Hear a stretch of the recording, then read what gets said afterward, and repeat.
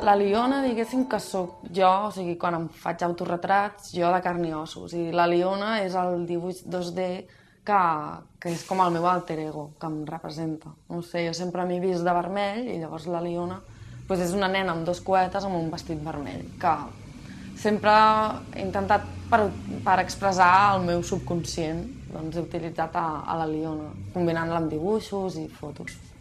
Liona, Barcelona 1979. Va estudiar cinema a l'ESCAC, però es guanya la vida com a dissenyadora gràfica. Des de fa anys té una doble vida a la xarxa on penja vídeos i fotos i on ha fet més de 2.000 amics. Sense internet, la seva vida seria diferent i, sobretot, molt més avorrida.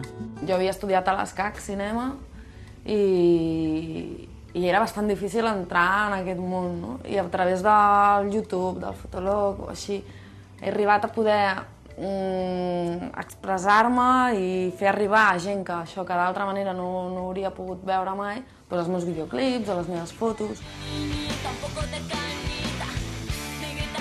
I abans els que podíem fer cine eren molt pocs. Ara qualsevol persona pot agafar una càmera de vídeo, muntar un curt i penjar-lo a internet. No sé, jo crec que el que fa és democratitzar les eines i el medi, no? Tothom pot arribar-hi.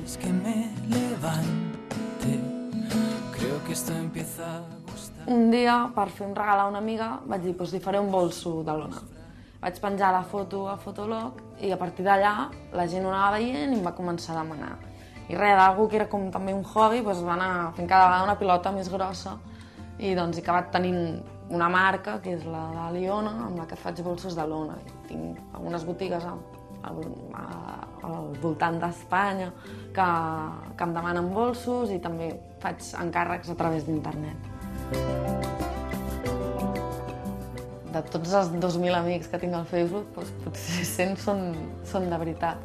Però sí que és veritat que a través d'internet he fet molt bons amics. Vull dir que no crec que siguin coses que hagis de separar. Que evidentment fas amics a la vida real, però que a través també de les xarxes socials també pots conèixer gent molt interessant que d'altra manera potser no hauries conegut mai.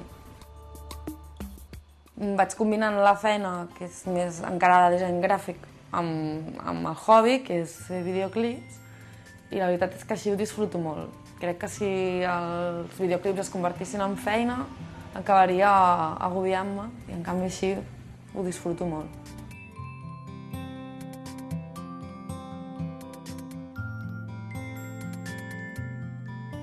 Abans era superoberta i era quasi com un diari personal, ho explicava tot.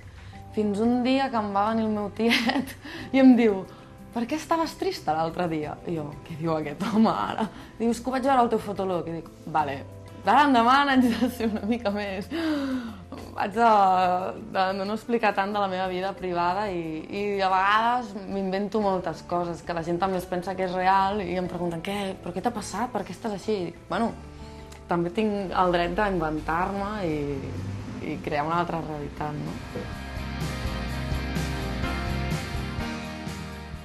Al final és una addicció. O sigui, al llarg del dia no has entrat al Facebook, és com una ansietat, no?, per saber què ha passat al món. Però no, sí que és veritat que si, per exemple, me'n vaig de viatge, de seguida desconnecto, no em costa gens, no tinc la necessitat. El que si estic a casa, sí, necessito entrar i veure què ha passat.